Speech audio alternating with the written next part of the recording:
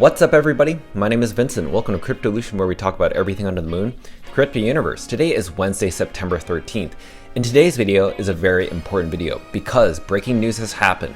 The Security Exchange Commission, also known as the SEC, has charged the creators of Stoner Cats, which is an NFT collection created by Ashton Kutcher and Mila Kunis. This web series was considered an unregistered offering of NFTs to its clients. Now, this does affect the entire NFT ecosystem, not just on Ethereum, but Polygon, Solana, and even Bitcoin ordinals, and probably many more other blockchains moving forward.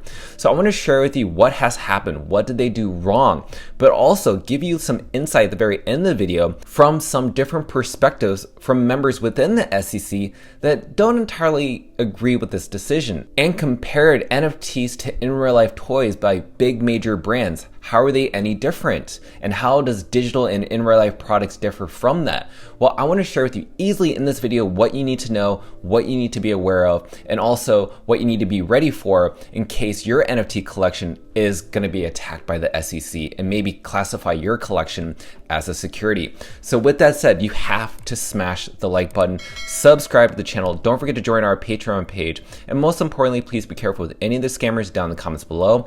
I will never reach out via WhatsApp, Telegram, direct messaging, or email, so please be careful and invest safely. So guys and girls, let's not waste any time. We need to know what's going on. So this was announced by the SEC just earlier today. On their actual Twitter page, the SEC said this: "Today, we charge Stoner Cats 2 LLC with conducting an unregistered offering of crypto asset securities in the form of purported non-fungible tokens, also known as NFTs, that raised approximately $8 million from investors to finance an animated web series called Stoner Cats."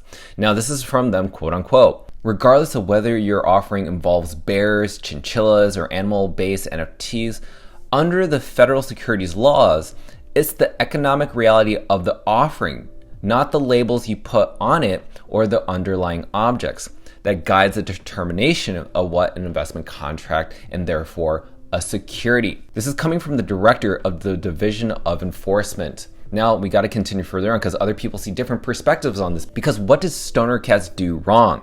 So Easy shared with us this little screenshot of the actual form that they sent over to Stoner Cats. And he said, "So many people haven't dove into the Security Exchange Commission document to break down what really went wrong with Stoner Cats. Now, the red box that you see here is telling people to sell it, while the green box almost identical to what impact theory suits. Now, what does this actually say? The red box says, if people don't appreciate it, you can take that ticket and sell it. And then the most important thing that is the red flag here that considered it a security was that it said, the more successful the show, the more successful your NFT. So that's really interesting that that was explicitly stated right there.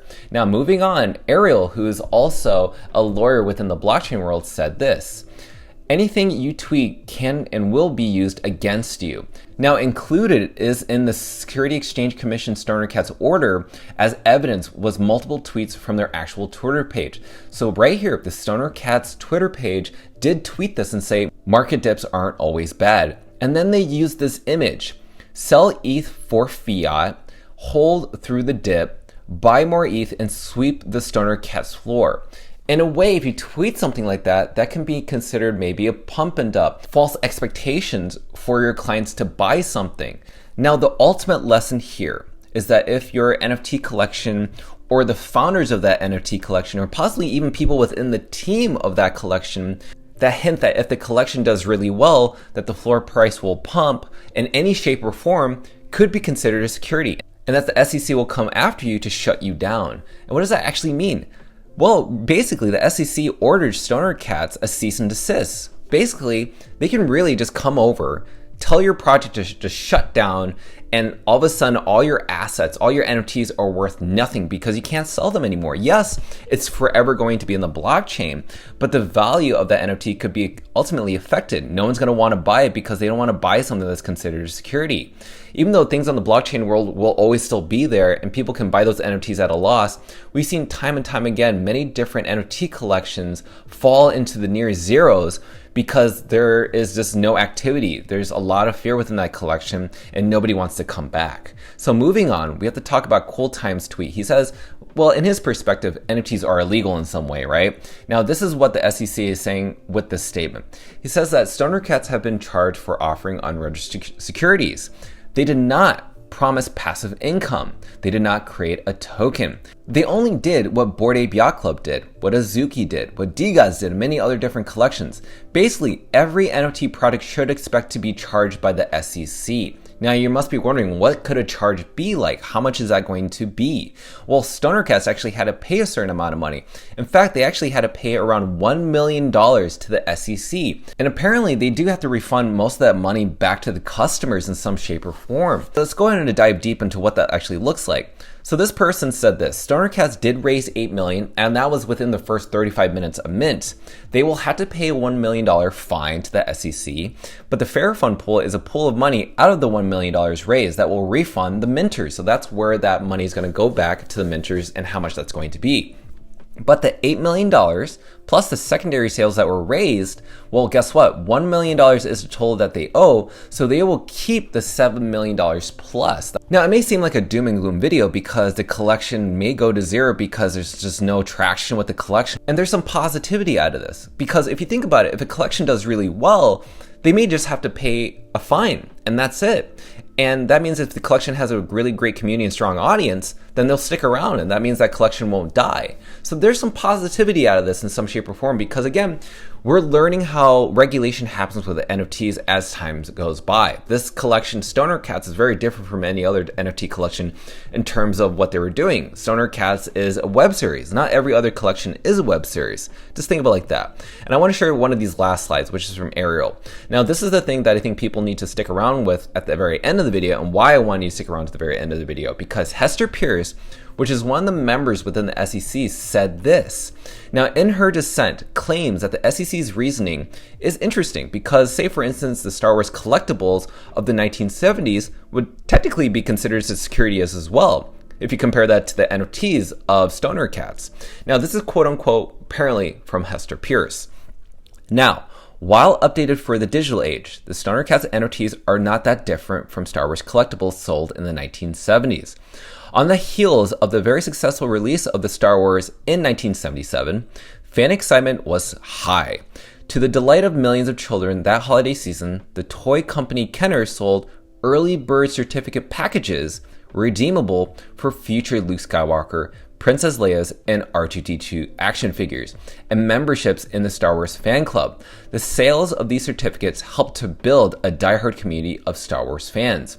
Would those IOU certificates, which could be resold, constitute as investment contracts? Using the analysts of today's enforcement actions, the SEC should have parachuted into save those kids from Star Wars mania. Isn't that very interesting? I really think that this particular quote from Hester Pierce within the team really does pose a really great question.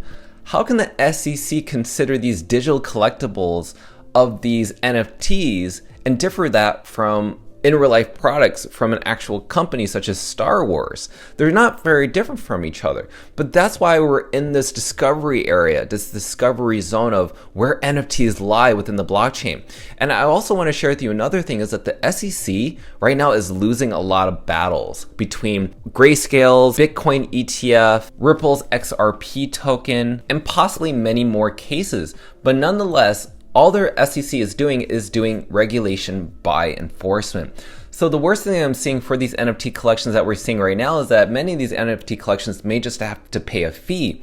But again, will they be given a cease and desist order? We won't know. And right now, the founding company Yuga Labs, that's the founding company behind Bored Ape Yacht Club, they were actually considered a security, at least the LA-based entertainment firm behind it. So that's really interesting to see how the SEC is coming about some certain things. But again, the worst thing that they are suffering right now are the fees. They are being given fines. So right now, I think it's too early to really decide. I think once we find out how cryptocurrency is going to be regulated between either the SEC or the CFTC, I think NFTs will follow right after that. But right now, everything is speculative. So make sure to do your own research. Make sure to invest wisely into all these NFT projects. Make sure to do your own research. Find out who the founders are. Find out their intentions. Find out the community.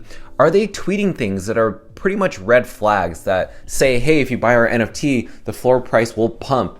If anybody even mentions the floor price pumping or even mentions anything around we're going to get rich quick, then that's something that we need to really consider when investing in these NFTs. And really, you need to evaluate your investment decisions. But with that said, let me know your thoughts down below, how you feel around the SEC's attack around NFTs, and then filing these accusations around these founders and their collections as well. I want to hear all your opinions and possibly we'll cover in the next video. So with that said, be sure to like the button, subscribe to the channel. Don't forget to join our Patreon page to receive all of our alpha calls on both NFTs and cryptocurrencies. Until then, see you guys and girls next time.